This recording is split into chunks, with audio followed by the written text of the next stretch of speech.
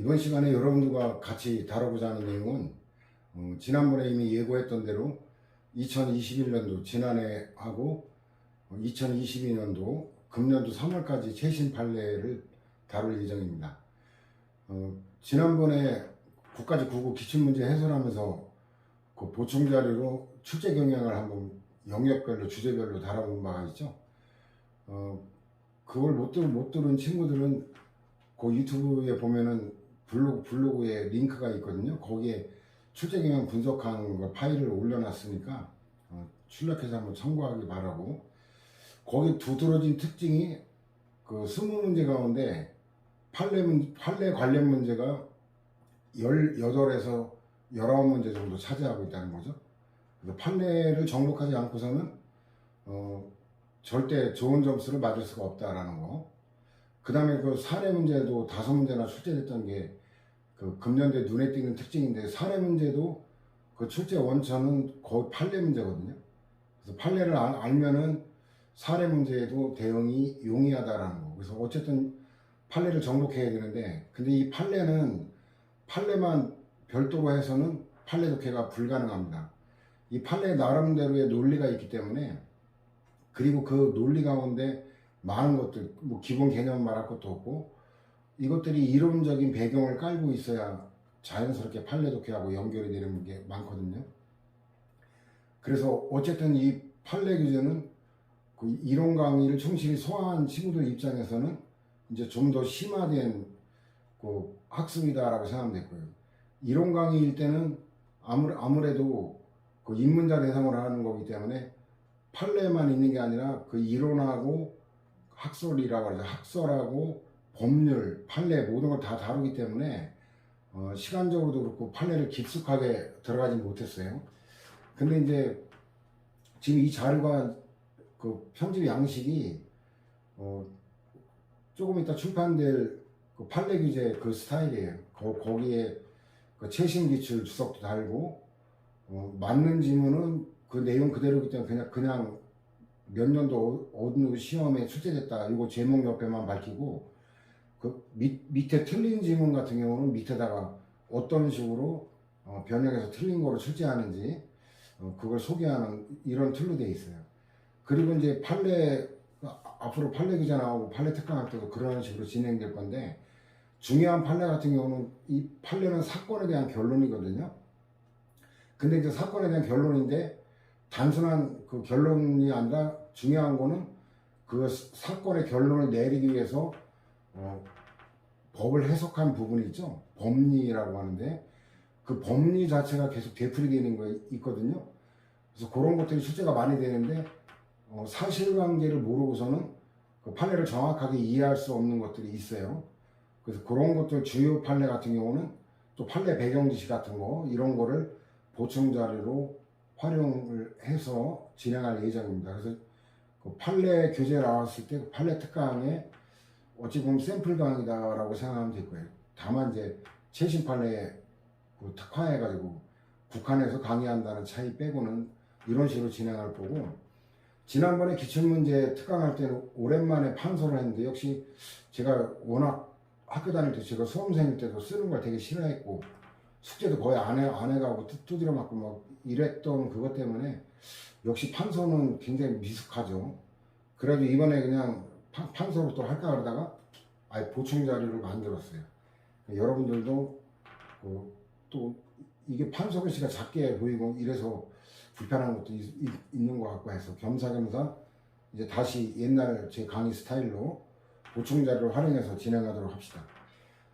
자, 1편 행정법 통론에 가는 건데 총 보니까 99개더라고요. 근데 실제는 100개인데 하나가 그 행정벌에 가는 게 하나, 개인정보보호법에 형벌에 가는 게 하나 빠지긴 했는데, 그건 판례 공부하지 않은 거라 그냥 더 보충 자료에 넣을까 하다 그냥 빼버렸어요. 판례 공부도 안 된 거라. 조세범 이 최신 판례라고 해서 모두 다 새로운 것만은 아닙니다. 기존의 그 법리 같은 경우는 기존에 밝힌 거를 재확인하는 것들이 대부분이에요. 그 새로운 법리를 판시한 게 굉장히 중요한 건데 그런 판례들은 그렇게 많지는 않습니다. 그다음 법리만이 아니라 이제 사실관계 결론까지 출제할 만한 이런 것들도 양이 이렇게 많지는 않아요. 그래서 이 최신 판례 특강을 통해서 여러분들은 기존 판례를 복습하는 그런 효과도 거둘 수 있을 것이다. 조세 법률주의 원칙의 의미인데, 조세 법률주의는 조세 평등주의와 함께 조세법의 양대 원칙이다. 이런 게 이제 헌재 결정에서 밝힌 거죠. 그래서 이 조세 법률주의는 행정법보다는 헌법에서 더 상세하게 다룹니다. 그래서 우리한테 행정법에서 차지하는 비중은 적다라는 거고, 이거는 새로운 판시가 아니라 전원합치 얘기는 하지만 이거는 계속 되풀이 적용되는 거예요. 그래서 과세유권 등 국민의 납세에 관한 사항을 그 법률로 정하라, 법률주의 아니에요? 그 법률은 국회가 제정하죠. 국민의 대표기관인 국회가 제정한 법률로서 규정해야 된다는 거. 이건 뭐 당연한 거죠. 외울 것도 없고. 그 다음에 여기 음미할 게 법률을 집행하는 경우에도 엄격하게 해석 적용해야 된다. 옛날에 그냥 엄격하게 침입적인 거는 엄격하게 제한적으로 해석 적용해야 된다는 판시는 있었는데, 여기 추가된 게 뭐냐면 법률 그 제정만이 아니라 집행까지도 조세 법률주의가 관련이 된다. 요게 중요한 거예요. 요거는 종전에 판시하지 않은 부분이거든요. 행정 편의적인 확장 해석이나 유추적인 허용하지 않는다. 그래서 조세 법률주의는 조세에 관한 거를 법률로 정한다. 이것만이 아니라 입법만이 아니라 집행하는 거와도 관련이 된다. 그 부분을 여러분들이 음미해야 되고, 뒤틀어내면 그 부분이거든요. 법률 집행과는 무관한 입법의 원칙일 뿐이다. 이러면 틀리다는 거. 자, 두 번째 보면은 그 첫 번째 판례의 동어 반복이죠. 그래서 여러분들 읽어보면 될 거고, 그 다음에 세 번째도 기존 입장의 제약이네요. 그 일부 위헌 결정이든 뭐 전부 위헌 결정이든, 위헌 결정이력은 그 위 조항의 위헌 여부가 재판의 전제가 되어 법원에 계속 중이던 사건, 이게 바로 그 병행 사건이라고 하는 거거든요. 그 병행 사건에 미친다. 이거는 기존 입장의 제약이네요. 그래서 이거 그 지난번에 국가직 9급에도 이게 출제돼가지고 판서를 했는데, 아무리 봐도 귀찮아가지고 보충자를 해놨는데, 그 사건의 일련의 흐름대로 보면 일단 소송 제기하기 전 단계에 있죠. 요걸 일반 사건이라 그래요. 일반 사건은 소송을 제기하기 전 단계이기 때문에 제소기간이 지나서 불가증력이 발생하는 경우도 있고, 아직 불가증력이 발생하지 않은 두 가지로 나눠지거든요. 여기서 문제가 되는 거는 불가증력이 발생해서 더 이상 다툴 수 없는 거, 여기에는 위헌 결정의 소급표가 미치지 않는 제한을 받는다. 요게 이제 출제됐던 쟁점이었는데, 그 다음에 이제 소송 제기한 이후부터는 불가증력의 문제는 발생할 여지가 없어요. 불가증력은 소송 제기하기 전에만 불가증력이 발생했냐 아니냐가 의미가 있는 거지, 소송을 제기한 후에는 불가증력의 문제는 끝나는 거거든요. 그래서 어쨌든 그 이후에 법원에 소송 제기한 거, 근데 위헌 제청을 하지 않은 거, 이거는 그 병행 사건이라 그래요. 그 다음에 위헌 제청을 한 사건, 이거는 그 동종 사건이라 그러죠. 그 다음에 위헌 제청에서 아예 위헌 결정까지 끌어낸 사건을 그 단회 사건이라고 하거든요. 그래가지고 일반 사건에 불가증력이 발생한 경우는 위헌 결정의 소급표가 제한되는데, 나머지는 불가증력 발생할 여지가 없기 때문에 위헌 결정의 소급표가 미친다라는 거, 제약이 난 거고.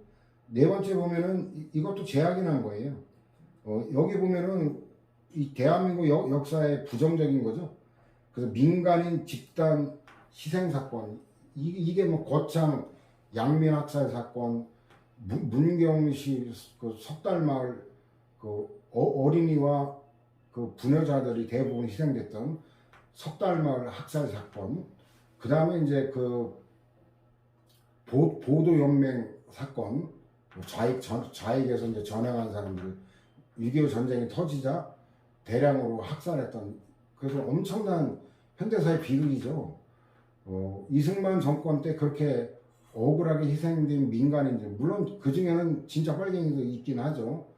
그 제주 4.3 항쟁 때도 진짜 빨갱이도 있어요. 근데 문제는 뭐냐면, 그 빨갱이야 그렇다 치더라도 그거면 당연히 처벌해야 되겠죠. 근데 그 빨갱이와 무관한 선량한 양민, 선량한 국민을 양민이라 그러죠. 양민까지 학살한, 이거는 절대 묵과할 수 없는 국가적 범죄죠. 이승만이는 히틀러 못지않은 시대의 살인마, 악마 같은 존재죠. 근데 그것들이 이제 어때요? 그런 과거사에 대해서 반성하는 판례가 집중적으로 쏟아지고 있고, 그래서 외우기가 어렵진 않아요. 반인륜적 범죄, 반인권 범죄, 이러면 민간인 집단 희생 사건, 중대한 인권 침해 사건, 고문, 뭐 이런 간첩 조작 사건 같은 거, 조작 의혹 사건, 이거 뭐 박정희 정권 때 그냥 지가 빨갱이였죠. 박정희라는 자는 여성 반란 사건의 주도자였죠. 결국은 어때, 동료를 다 밀고 하는 바람에 그 무기징역 받았고, 나중에 이제 풀려나긴 했지만 완전 빨갱이였죠. 그 콤플렉스 때문에 오히려 그 박정희 그 빨갱이 정권에서 빨갱이는 오히려 그 정권 유지 수단으로 반공을 했었죠. 지가 빨갱이였기 때문에. 그런 조작 사건에 관한 반성하는 차원에 이게 그 소멸시효 기간 제한을 두는 게 위헌 결정이 났어요. 그럼 당연히 이제 그 어때요? 병행 사건에 미친다라는 포섭은 3번이 일반 원칙이 4번은 당연히 포섭이 되는 거죠. 예. 그래서 그 앞에 쟁점 있죠. 제목 보면은 그 소멸시효 그 여기 판례 본문으로 갈까? 판례 요지에 밑에 세 번째 줄 보면 민법 안날부터 3년이고 몰랐을 때 이때는 불법 행위가 있은 날부터 10년 요거 적용이 안 된다는 거고, 국가재정법에 5년 이게 적용이 안 된다는 거예요. 그래서 안날로부터 3년은 적용되지만 있은 날로부터 10년 5년 이거는 적용되지 않는다라는 결론은 앞에서부터 되풀이 판시된 부분이거든요. 그 다음에 굉장히 중요한 건데 이미 학설하고 결론이 똑같기 때문에 뭐 새삼 외울 건 없어요. 우리가 공법상의 사단법인 그 행정주체, 그죠? 국가 지방자치단체, 기타 공공단체. 공공단체는 공법상 사단법인 조합과 그 조합 연합해서 그 다음에 재단법인, 영주물법인 이렇게 나뉘는데 뭐 결론은 이건 이미 알고 있는 거라. 대한변호사협회 이런 직능단체라 그러죠. 직업집단, 지역단체, 직능단체, 의사협회, 변호사협회 이런 거. 그 공법인이다라는 건데, 그래서 공법인으로서 변호사 등록은 이건 사사로운 행정이 아니죠. 원래 법무부 장관이 해야 될 일을 위탁한 거거든요. 그리고 대한변호사협회가 변호사법에 의해 국가로부터 위탁받아 수행하는 공행정상에 해당한다라는 거죠. 근데 이거는 79번 판례하고 또 연결이 돼요. 79번 판례 한번 봐볼까요? 79번에 보면은 국가배상 책임하고 연결이 되거든요. 그 79번 판례가 5번하고 80번하고 또 연결되는데, 공법인이 국가로부터 위탁받은 공행정 사무를 집행하는 과정에서 공법인의 임직원이나 피용인이 고의 또는 과실로 법령을 위반하여 타인에게 손해를 입힌 경우 공법인의 임직원이나 피용인은 고의 또는 중과실이 있는 경우에만 배상 책임을 부담한다. 요거는 종전의 전원합의체 판결로 공무원, 그 신분상 공무원이에요. 여기는 기능적 공무원이죠. 대한변호사협회장은 신분적 공무원은 아니지만 그 공행정 사무를 위탁받아 수행하는 직이기 때문에 기능적 공무원이죠. 그래서 기능적 공무원도 그 신분적 공무원과 똑같이 고의 또는 중대한 과실이 있을 때만 배상 책임 부담한다라는 건 처음 판시된 거라 이건 굉장히 중요한 판례고 앞으로 출제 도배를 할 거예요. 그 다음에 그 앞에 쟁점, 누가 그 실질적인 사무관리 주체로서 배상 책임자냐? 공법인은 위탁받은 공행정 사무에 관한 행정조치 지휘에서 배상 책임을 부담한다는 거죠. 이것도 음미해야 될 거예요. 왜냐면 그 위임 위탁의 경우는 특히나 이제 지방자치단체에 대한 경우는 어때요? 지방자치단체는 행정주체에게 그 위임한 단체 위임은 아예 사무주체가 지방자치단체로 넘어가죠. 그래서 2조, 5조의 배상 책임자가 지방자치단체가 돼요. 근데 그 기관에 위임했을 때는, 기관 위임일 때는 사무가 넘어가질 않죠. 따라서 지방자치단체가 아니라 국가가 2조, 5조에 따른 사무관리 주체로서 책임을 지게 되죠. 근데 여기는 대한변호사협회장이라는 대한변호회장이라는 기관에 위임한 게 아니라 변호사협회라는 공법인 행정 주체에게 위임한 거기 때문에 사무주체가 넘어가 버려요.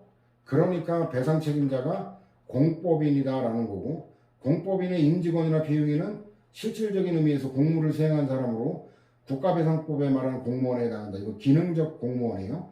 고의 또는 중과실이 있는 경우에만 배상 책임을 부담하고 경과실이 있는 경우에는 배상 책임을 면한다. 그 다음에 80번에도 이제 사실관계가 나오죠. 갑이 선고유예 판결의 확정으로 변호사 등록이 취소되었다가 선고유예 기간이 경과한 후 대한변호사협회에 변호사 등록 신청을 했는데 그러면 그 요건이 충족되면 바로 수리를 해야 되는데 이 협회장의 등록심사위원회 갑에 대한 변호사 등록 거부 안건 회부해가지고 심사 과정을 거쳐서 변호사 등록을 마쳐가지고 결국 어때요? 등록 거부 사유가 없음에도 2달간 지연됐으니까 2달간 영업을 못했잖아요. 그래가지고 그 손해배상 구한 건데 그 고등법원 원심은 위자료 300만 원만 인정하고 이거 특별하게 지연된 게 아니다 이래가지고 일시 손해배상 이걸 부정했는데 대법원에서 그 부분이 파기가 됐어요. 행정주체지에서 갑에게 변호사 등록이 위법하게 지연됨으로 인해 얻지 못한 수입 상당액 이게 일시 손해라 그러죠. 이 손해를 배상할 의무가 있다. 대신에 이제 경과실이기 때문에 그 개인적인 배상 책임은 지지 않는다라는 거. 자, 그렇게 연결이 또 되는 거고. 그 다음에 6번 판례로 오면 이건 외워야 돼요. 그 재단법인 사례는 별로 없잖아요.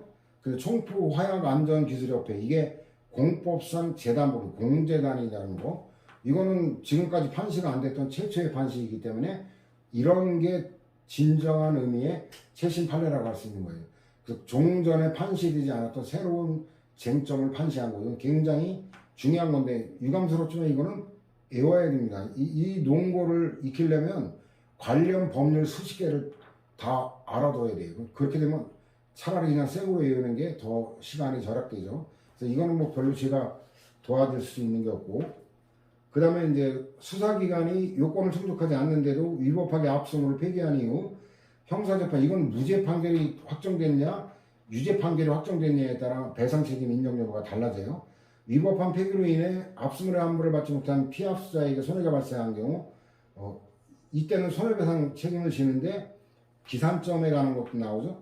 무죄 형사 판결이 확정되었을 때다. 이 뒤에 논점은 종전에도 유사한 판례에서 무죄 판결이 확정되었을 때라는 판례, 그거는 판시가 됐던 부분인데 그래서 여기 보면은 그 핵심을 제가 그 활자체를 달리 해놨죠. 그래서 좀 작게 표시되고 컬러링 출력한 친구들은 이제 컬러 인쇄가 된 부분 강조 표시하고 한번 읽어볼까요? 그 형사재판에서 압수물이 현존하지 않는 등의 사유로 해당 압수물에 대한 몰수형이 선고되지 아니한 채 자 일단 유죄 판결이 선고 확정됐다면 다른 특별한 사정이 없는 한 위법한 폐기가 없었더라도 몰수형이 선고될 거니까 어차피 몰수돼서 뺏길 거기 때문에 손해가 발생했다고 어렵다는 거예요. 근데 무죄 판결이 선고 확정됐을 때 이때는 돌려줘야 되는 게 환부거든요. 그 돌려줄 거 못 돌려주니까 결국 그 물건값에 해당하는 손해 발생해서 무죄 유죄를 따지는 거고, 뒤에 부분 논점 그 기산점이 무죄 판결이 확정되었을 때 그거까지 정리하면 깔끔하게 끝나죠. 그 다음 8번 보면은 가해행위와 이로 인한 현실적 손해 발생 사이에 시간적 간격이 있는 불법행위에 대한 손해배상 채권의 경우 장기 소멸 시위에 기산점에 대한 불법행위를 한다는 의미인데 이것도 의미 있는 판시죠. 손해 결과 발생이 현실적인 거로 되었다고 할 수 있을 때 이것도 중요한 논점이라고 보면 될 거예요. 그 다음에 아까 재단법인 그 사례죠. 산업화학료 제조 판매 수입업 등을 목적으로 하는 갑 주식회사가 총포화약 안전기술협회, 이게 공법상 재단법인이라 그랬죠. 상대로 해비납부 의무의 부존재 확인 및 이미 납부한 회비에 대한 부당이득 반환을 구한 사안인데, 이 해비납부 의무의 부존재 확인은 이건 민사소송의 논점이라 행정법 논점이 아닙니다. 그래서 그거는 무시해도 좋아요. 그래서 이 확인의 이익이 보충성이 요구되는데, 우리 같은 경우에 그 전환합의체로 이게 바뀐 게 무이동 확인 소송에서는 민사소송과 같은 확인의 이익, 즉시 확정의 이익, 보충성을 요하지 않는다라는 거로 파기됐다는 그게 이제 관련돼서 중요한 논점이고, 여기 이 확인 소송은 현재 법률 관계에 관한 확인만 받아들이는 거라 장래 이거는 안 된다는 건데 이거는 몰라도 돼요. 그거는 민사소송 쪽이고, 부당이득 반환 청구 이거 국가직 구급에도 출제가 됐죠. 금년도에 이거 민사소송이죠. 그래서 민사소송이지만 이 부당이득 반환에 관한 거는 행정법 논점이기 때문에 그건 알아둬야 돼요. 그래서 이미 납부한 회비는 법률상 원인 없는 이득, 즉 부당이득이 아니다라는 이 사실관계에 관한 게 우리한테 중요한 거죠. 여기 또 의미할 게 뭐냐면 요지 보면 둘레 여섯 일곱 번째 줄 보면 각 회사로서는 협회가 매년 구체적 회비를 산정 고지하는 처분하면 처분의 이름을 항고소송의 방식으로 다퉈진다. 이건 뭐냐면 처분성이 인정된다는 이 논점이 또 중요한 논점인데 애호자 하나도 뻔하죠. 회비 산정 고지하는 거는 하명이잖아요. 이론적으로 해석할 때 금전 납부 의무를 부과하니까 하명이죠. 당연히 처분이죠. 애호자 하나도 뻔하죠. 그 다음에 또 명시적으로 다시 한번 봤죠. 각 회사가 이미 협회에 납부한 수입원가 기준 회비에 근거가 된 협회의 회비 납부 통지, 이거에 그 단순 사실상 통지가 아니라 의무 부과이기 때문에 이거는 행정 처분이다라는 거고, 불가증력 발생했기 때문에 취소 사유일 뿐이고, 불가증력 발생했다는 얘기는 취소 사유라는 얘기죠. 위헌 위법하다 하더라도 이게 뭐냐면 위헌 법률이나 법규 명령에 근거한 처분은 그 전에 위헌 위법 판결 나기 전에는 명백한 하자가 아니기 때문에 취소 사유다. 취소 사유니까 불가증력이 발생하는 거죠. 무효 사유일 때는 불가증력이 발생 안 하죠. 그래서 취소 사유일 뿐인데 문제는 뭐냐면 취소 사유일 때 부당이득이 성립이 안 되죠. 구성요건적 이력 때문에 이 처분에 관한 거는 구성요건적 이력 때문에 무효이거나 아니면 취소가 돼야만 부당이득이 성립되는데, 그러나 이게 취소할 수 있는데 불가증력 발생해서 취소가 불가능한 걸로 확정되면은 부당이득은 성립되지 않는다. 이런 논점은 종전에 판시한 논점 그대로 재확인한 거죠. 그 다음에 소하청 정비법에 따라, 법에 따라, 이거 적법한 거죠. 적법한 거면 손해배상이 될 수가 없죠. 손해배상은 위법한 거니까. 소하청구역으로 편입된 토지 소유자가 사용수익에 관한 권리행사에 제한을 받아 손해를 입고 있는 경우 손해배상 구할 수 없다는 거 당연하죠. 적법이니까. 부당이득도 법률상 원인이 있는 거니까 부당이득도 성립이 안 되죠. 이거는 뭐 제목 갖고 해석할 수 있는 판례고. 보충 자료가 몇 번 판례고? 11번 판례고.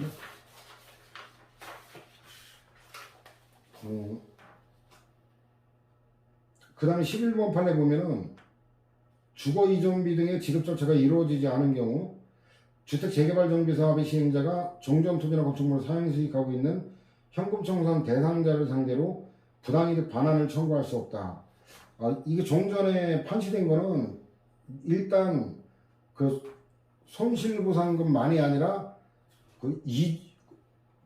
주거 이전비, 이사비 이것도 결국 실질이 손실보상에 해당한다. 따라서 이거를 갖다가 지급하지 않으면 보상이 완료되지 않은 거라 인도 의무가 없다. 그거는 종전에 계속 되풀이돼서 판시된 건데, 요 판례하고 관련된 게 81에서 85 관련 판례를 다뤄볼 거예요. 여기에 부당이득 청구할 수 없다라는 논점은 제 기억으로는 처음으로 판시된 논점이거든요. 그래서 그건 중요하다라는 거고, 관련해가지고 보충 자료한 건 뭐냐면 이주비하고 주거 이전비하고 이사비 있죠. 여기서 여러분들이 외워야 될 거는 주거 이전비에 관한 것만 외우면 돼요. 근데 나머지는 그냥 참고로 이주비는 재개발 재건축하면은 지금 살던 데를 떠나서 살다가 완공된 다음에 다시 돌아올 때까지 전세 임대차 마련할 돈이 필요하잖아요. 그걸 갖다가 이제 사업 시행자 시공사가 은행에 저리로 대출을 알선해가지고 대출을 해주는 돈이거든요. 그러니까 이제 전세 임대 자금을 저렴하게 빌려주는 게 이주비라고 생각하면 돼요. 주거 이전비는 실질적으로는 명칭하고는 안 맞아요. 이거는 세입자 같은 경우는 4개월, 소유자 같은 경우는 2개월분의 결국 생활비를 지원해 주는 거고, 그 다음 이사비는 말 그대로 이사비용이에요. 이사비용. 이사하려면 이삿짐 센터 계약해가지고 돈 줘야 될 거 아니에요. 그죠? 그래서 이 개념이 구별되는 거고, 이 주거 이전비 4개월, 2개월 이런 거 그럼 판례도 있기 때문에 그거는 주거 이전비는 여러분들이 외워야 됩니다. 자, 그래서 11번 판례 요지를 보면은 그 사업시행자가 현금 청산 대상자나 임차인 얘네들은 이제 떠나는 거잖아요. 현금 청산 대상자는 그 사업 재개발 재건축 사업이 끝난 다음에 분양을 원하지 않는 경우가 현금 청산 대상자, 임차인 등에 대해서 종전의 토지나 건축물의 인도를 구하려면 관리처분계획의 인가고시만으로는 부족하고 손실보상이 완료돼야 되는데 그 손실보상에는 주거이전비, 이주정착금, 이사비 얘도 손실보상에 해당한다. 이거는 종전부터 판시가 된 거예요. 그 밑으로 내려가면 협의나 재결 절차 등에 따라 주거이전비 등의 지급 절차가 이루어지지 않았다면 관리처분계획의 인가고시가 있더라도 분양 신청을 하지 않거나 철회하여 현금 청산 대상자가 된 자는 종전의 토지나 건축물을 사용수익할 수 있다는 거예요. 그러니까 이거는 권한이 있는 거기 때문에 부당이득이 아니다라는 결론으로 연결이 되죠. 자, 81에서 85번 판례로 관련 판례 한번 볼까요?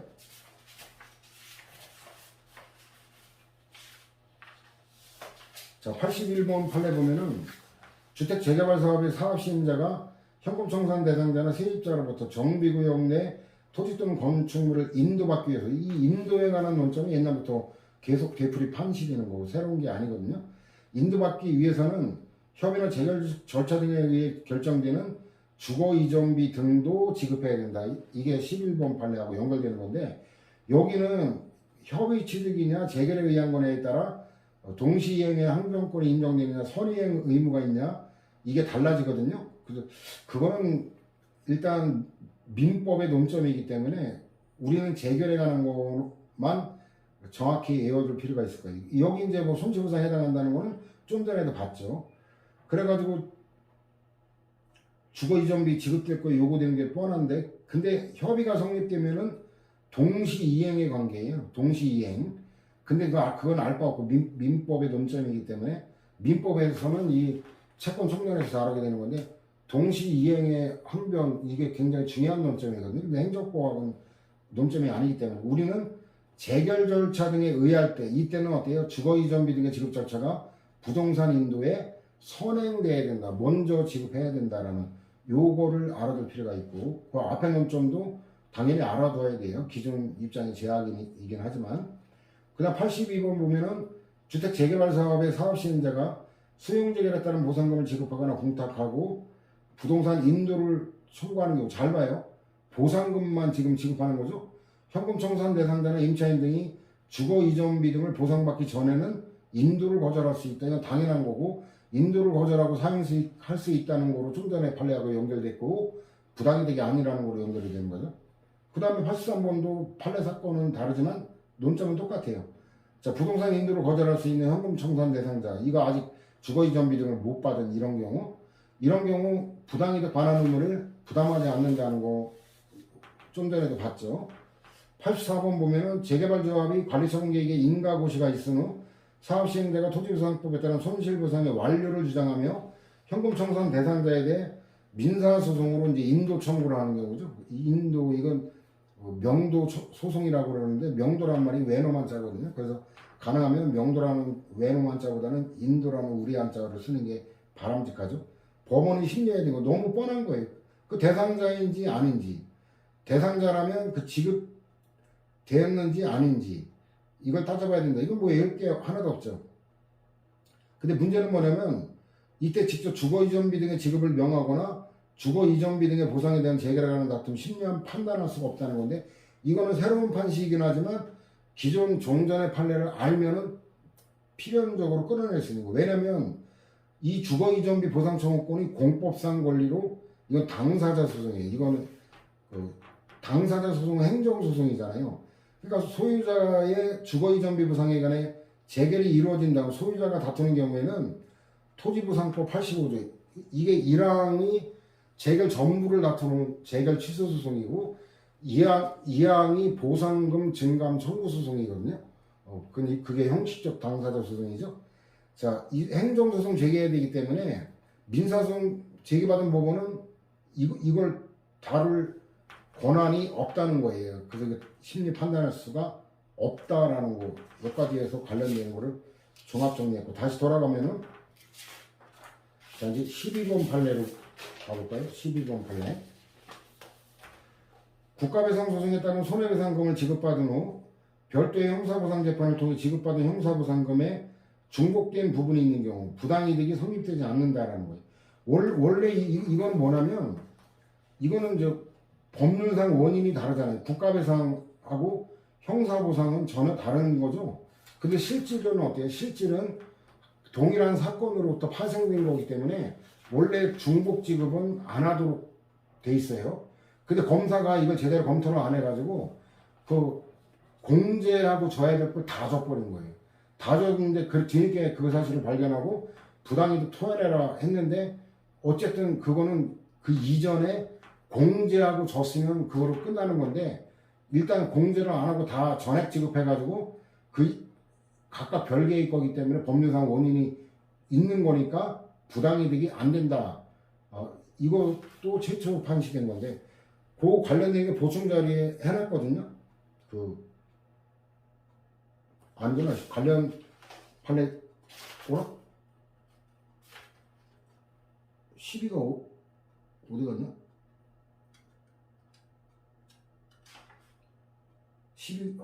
번호가 하나가 실수로 빠졌구나.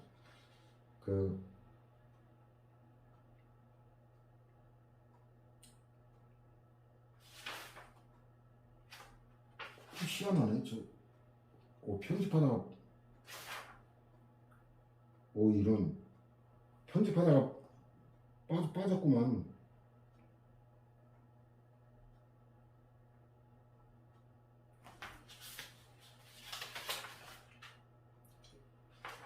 아무리 봐도 이거 편집하다 날려버린 모양이네. 이런. 그러면 요거는 제가 보충 자료가 아니라 그 판례 규제 판례 최신 판례 거기에 12번을 다시 추가를 해야 되겠네. 그래서 그건 나중에 할 건데 어쨌든 여기는 당초 처분하고 그 쟁점이 동일한 내용의 이제 2차 결정 요게 별도의 처분이 되냐. 그래서 이건 굉장히 중요한 논점이거든요. 그래서 요 사실관계는 여러분들이 참고하라고 한 건데 결정적인 논거가 뭐냐면 여기 토지주택공사 토지주택공사가 그 7번 있잖아요. 2차 결정에 불복할 때 심판소송 제기할 수 있다고 알려드린 게 이 피고공사 자체도 얘가 처분이라는 인식하에 했다라는 게 논거가 되는데 그래서 결국은 어떻게 원심은 피고공사에 대한 2차 결정 이거는 처분이 아니기 때문에 각하하고 그 다음에 이제 재결자차 고연하자 주장한 거는 기각했는데 그거는 앞부분이 파기가 된 거예요. 각하된 부분이. 실수를 해버렸네. 자, 그 다음에 14번. 결국 이것도 조작 사건이잖아요. 갑이 국방경비법 위반죄로 사형 선고받아 집행됐어요. 이게 사형제의 문제죠. 뒤늦게 무죄 판결이 확정돼도 이 사형은 원상 회복이 불가능한 거잖아요. 그래가지고 이 사형제 폐지론의 대표적인 논거 중에 하나가 인간이 완벽할 수는 없고 그래서 오판을 했을 때 이게 사형 같은 경우 특히 정치적으로 악용되는 우리나라 같은 과거 독재 정권 시절에 회복이 불가능하다는 거예요.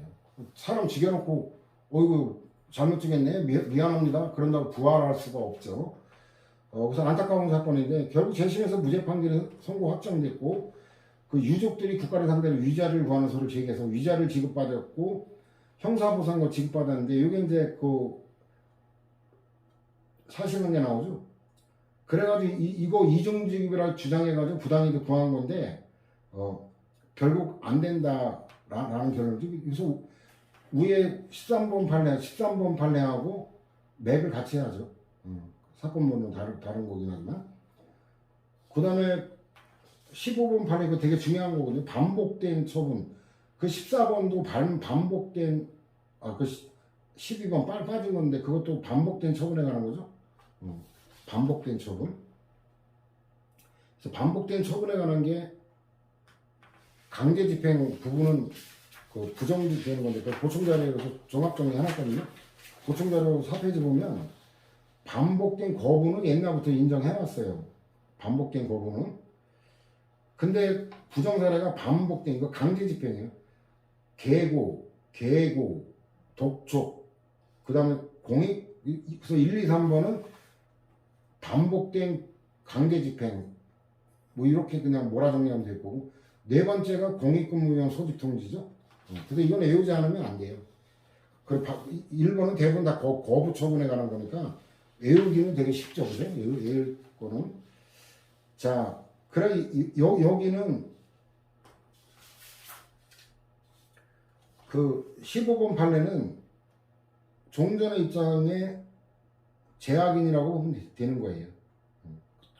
그런데 여기 이제 추가적으로 판시하는 거 보면은, 자, 한번 볼까요?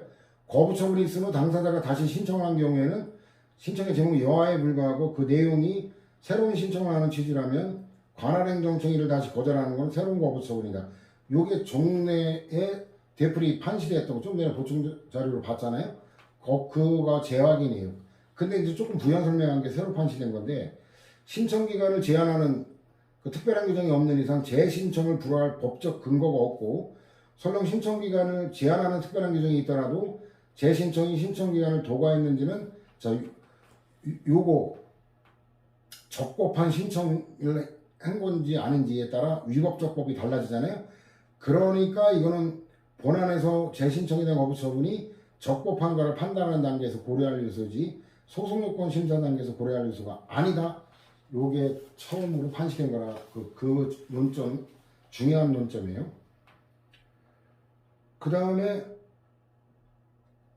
그 16번은 종전 입장, 법규 명령이 법률의 위임 범위를 벗어났는지 판단하는 방법인데, 이거는 종전 입장을 재확인한 건데 문장만 조금 다른 거라 여러분들이 읽어보면 될 거고, 외우려고 할 거 없어요. 저런 긴 문장 판단 기준을 뒤틀기에는 출제위원이 악마의 출제도 아니고 그 부담을 느끼거든요.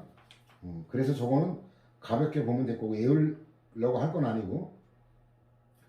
17번은 실력 있는 교수가 들어가면 문장은 길어지는데 안 외워도 되고, 실력 없는 교수가 들어가서 사건명만 출제하면 굉장히 어려워지고 생으로 외워야 되니까. 뭐냐면 법령 보충 규칙이에요. 법령 보충 규칙은 뭐예요? 행정 규칙의 형식이지만 상위 법령의 위임에 따라 제정한 거고, 내용이 법규 내용일 때 그때 법령 보충 규칙이죠. 그래서 뭐 여기 속임수나 그거밖에 부당한 방법에 해당한다는 결론은 우리한테 중요한 게 아니에요. 법령 보충 규칙이다라는 게 중요한 건데, 여기 보면 뭐라고 돼 있어요? 고시, 행정 규칙 형식이죠. 근데 여기 그 판례 요지 보면 국민건강보험법 뭐 쭉 하고 두 번째 위임에 따라 요 말 나오면 이 단순한 행정규칙이 아니라는 걸 볼 수 있죠. 고시 행정규칙 형식인데 위임에 따라, 이러니까 어때요? 이거는 이제 밑에 핵심이 나오죠. 상위법령의 위임에 따라 제정된 거니까 상위법령과 결합하여 독자적으로 대외적 구속력, 이런 이건 틀려요. 행정규칙의 독자적 법규성은 인정하지 않습니다. 상위법령과 결합해서 상위법령의 효력으로 법규성이 인정되는 거지 독자적으로 인정되는 건 아니다라는 거. 근데 행정규칙은 아주 훌륭했는데 유일한 예가 있죠. 그 사건명을 쌩으로 외워야죠. 건축사 사무소 등록 취소 및 폐쇄 처분에 관한 규정. 그거는 행정규칙 형식이면서 그 자체로 법규성이 인정한, 거기에 청문 절차 안 거치고 위법이라는 나올 수가 없는 논리적으로 모순되는 판례인데, 그거는 외워야 됩니다. 사건명을. 그러니까 이건 단순한 행정규칙이 아니라 법령 보충적 행정규칙이다. 이게 행정법 논점이에요. 자, 행정행위에 관한 판례인데, 자, 이거는 처음으로 판시된 거라 출제 가능성이 엄청 높아요. 18번은. 근데 외울 게 없어요. 왜냐면 업무 정지, 그럼 정지의 대상이 업무주가 아니라 사람이 아니라 업무니까 대물적 처분이죠. 사람인지 아닌지 구별부터 수험생은 없죠. 대물적 처분이고 대상은 업무정지니까 목적어가 업무 자체이다. 아이고 이거는 뭐 이건 틀릴 수가 없는 거죠. 이거는 정지가 타동사고 업무가 목적어고 그러니까 대물적 처분이고 대상은 업무 자체다. 이런 거는 뭐 보기만 하면 틀릴 수가 없죠. 근데 안 보면 이런 판례를 못 봤다면 업무정지 당하면 이거 장사를 못하니까 사람에게 영향을 미치는 거니까 대인적 처분 그럴듯하죠. 이제 자기께 넘어가는 거죠. 그래서 이런 판례는 한 번 최신 판례를 봤냐 안 봤냐 그거 정도예요. 뭐 외울 게 없죠. 그 다음에 이제 이것도 폐업에 관한 게 폐업이 뭐예요? 실효사유라 그랬죠. 실효사유. 철회사유가 아니라 실효사유. 후발적인 거긴 하지만 이거는 의사표시 없이 당연 소멸되니까 폐업은 실효사유다라는 게 판시되어 왔고 출제가 됐죠. 그래서 이 폐업의 의미를 알면 자 여기 보면은 폐업한 때는 요양기간 업무를 할 수 없는 상태일 뿐만 아니라 처분 대상도 없어졌기 때문에 요양기간 및 폐업 후 요양기간의 개설자가 새로 개설한 거 요양기간에 대해 업무정지 처분할 수는 없다. 근데 이건 안 보면 헷갈려요. 왜냐면 이게 그 위법사유가 얘 동일인이 다시 개설한 거잖아요. 그러니까 이게 승계가 될 것도 같거든요. 그러니까 이거는 안 보면 이것도 헷갈리기 짝이 없을 거예요. 그래서 요거는 어쨌든 폐업을 했기 때문에 안 된다라는 거, 새로 개설한 거에 대해서 옛날에 그 개설한 것도 폐업했기 때문에 옛날 것도 업무 정지를 할 수가 없는 것이고 새로 개설한 것도 역시 마찬가지다라는 두 가지 논점이에요. 그 다음에 그 개발행위가 이 말 나오면 이건 자연환경 고려한 재량행위다라는 거는 이건 종전부터 개발행위 허가에 관한 판례는 수없이 많이 판시된 거라 기존 입장의 제약입니다. 여러분에게 넘깁니다. 읽어보도록. 그 다음에 가축분뇨 처리 방법 변경 허가 이게 그 분뇨 이거는 환경 오염 원이잖아요. 환경에 관한 건 대부분 재량행위다라고 보면 돼요. 그 다음에 이 환경 관련되는 거 이것도 디테일로 출제할 게 없기 때문에 애우려고 할 거 없이 그냥 여러분들이 부담 없이 읽어주면 될 정도. 그 다음에 그 검사명령 청포가역 안전기술협회 계속 반복되죠. 한 판에서 여러 가지 논점이 판시된 건데 공법상 재단법인이다. 공재단이다. 검사 명령은 의무부가 하는 거잖아요. 당연히 처분에 당한다. 이거는 이런 판례를 못 봤어도 해석이 가능한 거죠. 그냥 인허가 의제제도의 입법 취지인데 이거는 기존 입장 제약이라는 거지. 그 절차 간소화 그거고 절차 집중설이잖아요. 절차만 간소화시켜서 절차만 집중한다는 얘기는 여러 절차를 하나로 통합한다라는 거죠. 그래서 절차 간소화를 절차 집중 통합 이렇게 말하는 거예요. 그거지 실체적 요건을 면제해 주자는 게 아니다. 그 종전 입장을 확인하는 거죠. 창구를 단일화하여 행정 절차를 간소화하는 데 입법 취지가 있고 그 관계법령상 인허가의 실체적 요건을 충족했는지에 대한 심사를 배제하려는 취지는 아니다. 그러니까 그 관계행정청과 미리 협의한 사항에 한하여 사업계획 승인 처분할 때 관련 인허가가 의제되는 이유가 발생한 거다. 그래서 협의를 안 거치면 안 된다라는 거예요. 협의 절차는 절차가 간소화되긴 해도 이 관계기관과 협의 절차는 반드시 필요하다라는 그거 논점이죠. 자, 그 다음에 25번 보면 관련 인허가 사항에 관한 사전 협의가 이루어지지 않은 채 그 20일의 처리 기간이 지난 날에 다음 날에 사업계획 승인 처분이 이루어진 걸 이건 의제 규정이 있어요. 창업자는 관련 인허가를 관계행정청에 별도로 신청하는 절차를 거쳐야 된다. 그러니까 여기 뭐가 의제된 거예요?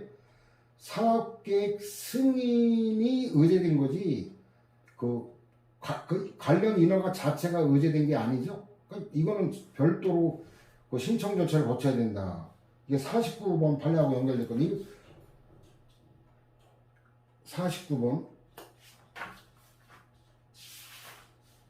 이거 일단 먼저 한번 정리를 하고 그럴까?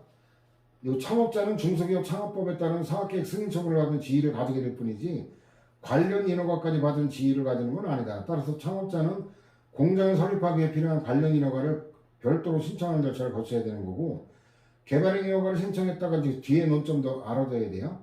거부 처분이 이루어지고 그에 대해 제소기간이 도가는 등의 사유로 더 이상 다툴 수 없는 효력이 발생하면 이제는 공장 설립이 객관적으로 불가능하죠. 이거 후발적 사유이기 때문에 취소는 아니고 중소기업 창업법에 따른 사업계획 승인 처분을 직권으로 철회하는 것도 가능하다. 이거 후발적 사유이기 때문에 철회지 취소 사유가 아니다라는 거 해석할 수 있어야 돼요. 자, 49번 판례 가볼까요? 49번 판례에 보면은 25번 판례하고 연결되는 건데, 사업계획 승인 신청 민원의 처리기간과 승인 의제에 관한 이거는 다른 법률에 특별한 규정이 있는 경우에 해당하고, 사업계획 승인 신청을 받은 시장 등에게 처리기간을 임의로 연장할 수 있는 재량이 없다.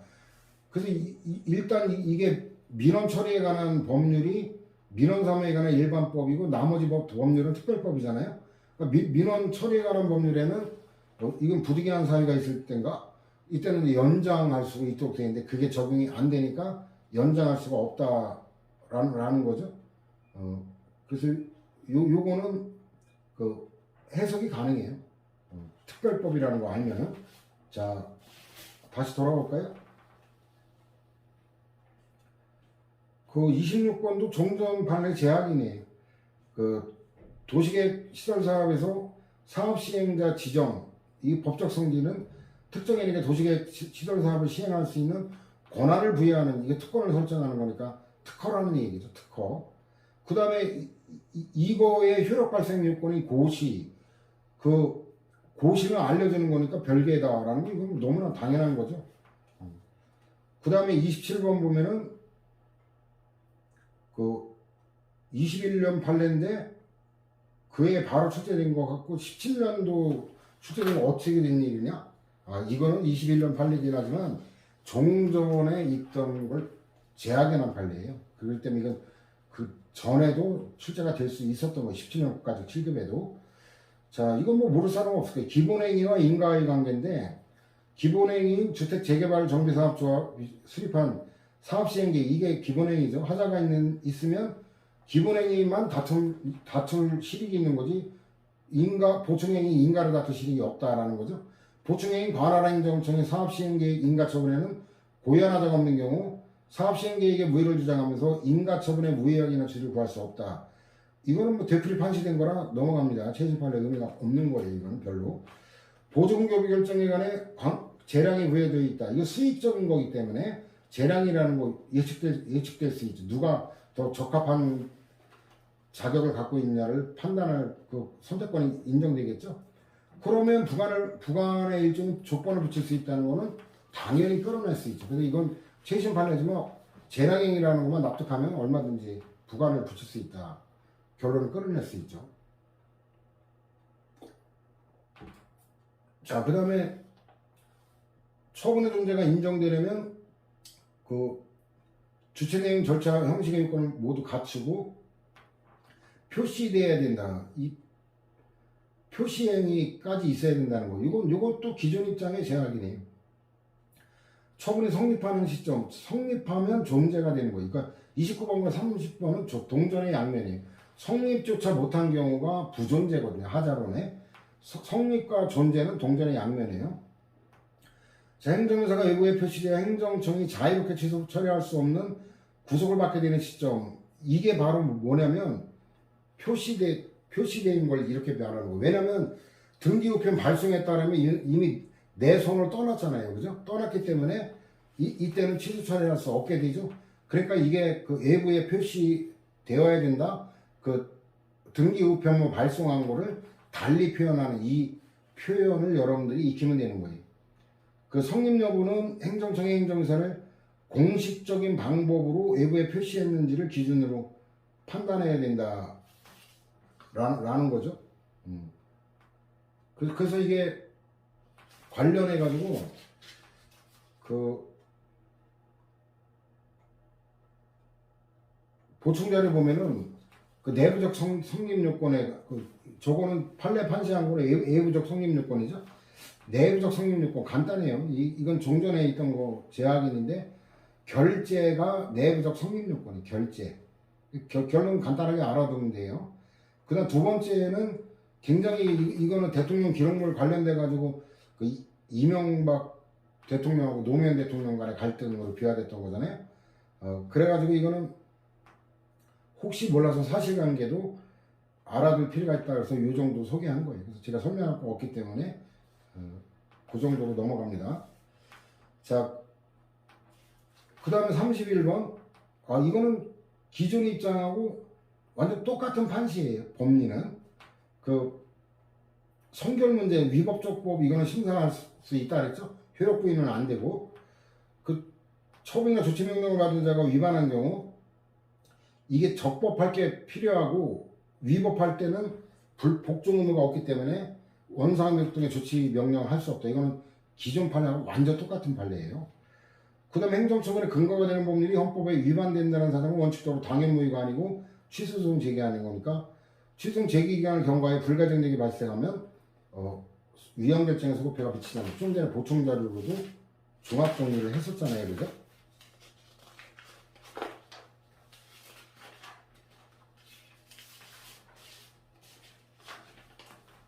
그 다음에 도시계획과 관련된 건데 도시계획 시설인 공원시설 부지에 도시공원을 설치하여 기부찬을 받아 공원부지 일부에 아파트를 건축 분양하여 설치 비용을 해소하고 일정 이익을 얻겠다는 갑주식회사가 그 민간 특례사업 제안을 했는데 일단은 대전광역시장이 일단 받아줬어요. 왜냐면 이게 여러분들 그 7급 수험생들은 알 거예요. 그거 그 도시공원 부지로 지정했다가 어떻게 장기간 헌재가 그 제시한 기준이 10년이죠. 도시계획 시설 결정하고 보상도 안 하고 사업 시행도 안 하고 10년 이상 이때 위헌이라고 그랬죠. 그래가지고 이제 이런 문제가 발생했는데 문제는 지방자치단체 재원이 부족하니까 민간의 돈을 끌어들이고 대신에 걔네들 수익 사업하도록 하는데 이거 엄청난 특혜 논란이 벌어지고 있거든요. 지금 이거 전국적으로 지금 굉장히 문제가 되는 사안이라 시사적인 면에서 굉장히 중요한 판례다라고 생각하면 돼요. 이거 출제 가능성이 높다라는 거죠. 근데 사정이 변경됐어요.